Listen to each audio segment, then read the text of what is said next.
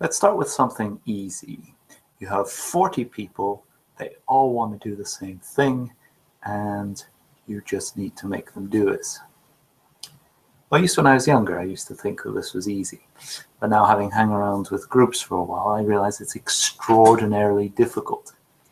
Getting people who all want to do the same thing to actually do it, to coordinate them to do it, to not have them mess up and go counter to each other or at the wrong time or stuff like that, is incredibly difficult. And this feeds back into the coordination problems I mentioned in the last video.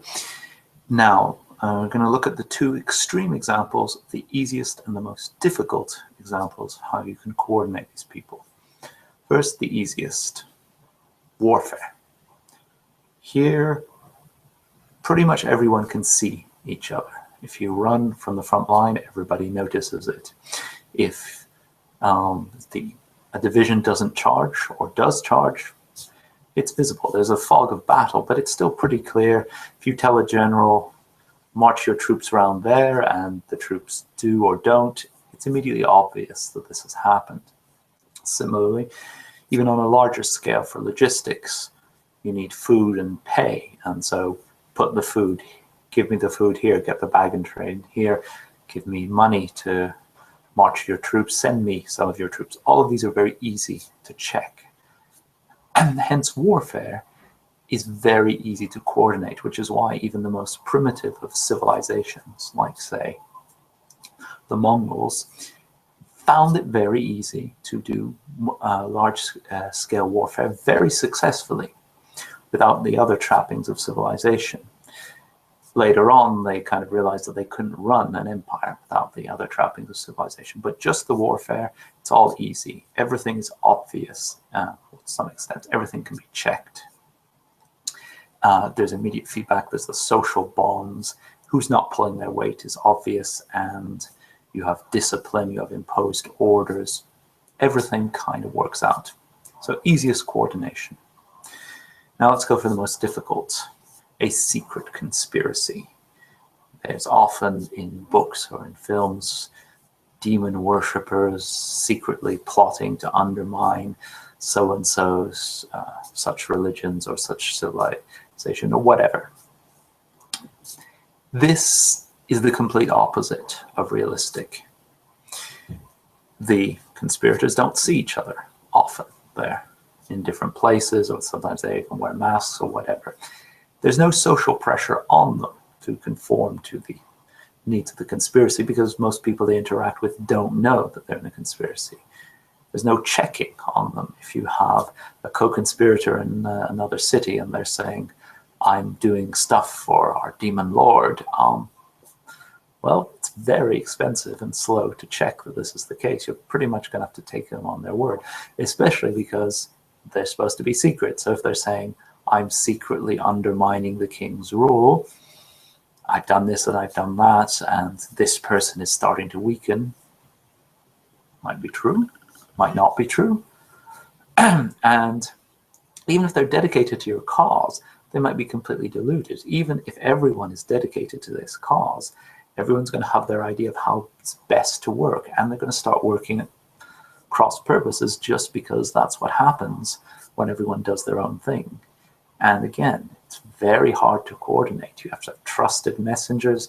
These people don't talk with each other often.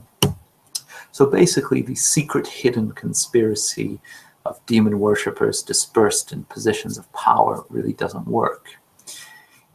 If you want to make it a little bit more realistic, well, people are always afraid of the Masons, but that at least makes a bit more sense. Regular meetings, talking with each other. Again, there's huge problems that you don't know that people are doing what they're saying they're doing, and everyone thinks that their idea is better, and there's no social pressure in their media environments.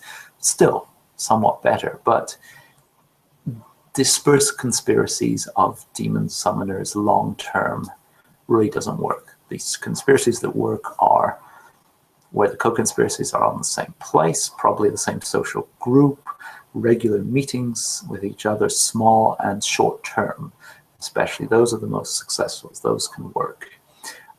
It also helps if they're in a social media where they're already doing stuff for them, like a secret conspiracy of members of the church who want to be even more fanatical members of the church.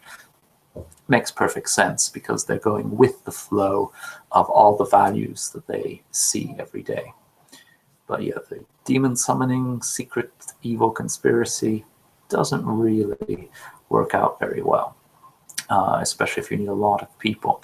If you do want to keep those, so your options are either toss realism out the window, or the other option, bring in some special thing that might make it more plausible.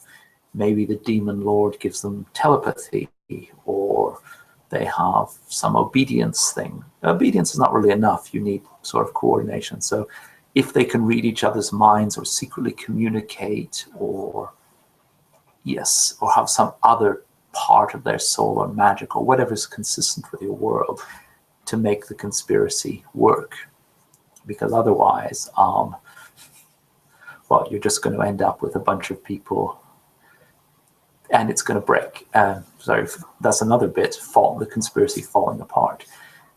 Think of the conspiracies as player characters. They all want something. Maybe they're all lawful good or the equivalent lawful evil, whatever. And they all want something, but they all have their own ideas. And without a GM carefully managing things and without some secret social contract on the part of the players, it would all fall apart. And that's what happens in reality. Schisms, divergence of opinions, treachery, all those things happen very easily in a place like a conspiracy where you have none of the social tools that you have in warfare to keep the people on the same side, operating on the same side in unison. Anyway, those are some of my thoughts on how you can make, a last point, the threat of conspiracy or the belief in conspiracy. Go wild on that. That's very common. Everyone's sure that there's a secret outgroup that have solved all their coordination problems and are taking control of their world or something like that. So the belief in that, definitely. But the reality, no. Unless, as I say, you either just throw realism out or make it magically happen. And what can you do with this? Well, I think, just personally, the most effective thing is to show some of the difficulties. Either get your players try to run a secret conspiracy themselves and realize how hard it is, or have the threat of secret conspiracies all over the place that then resolve into, actually, it's just people being people, and just random stuff sometimes happens. But go with what you want, and thank you for listening.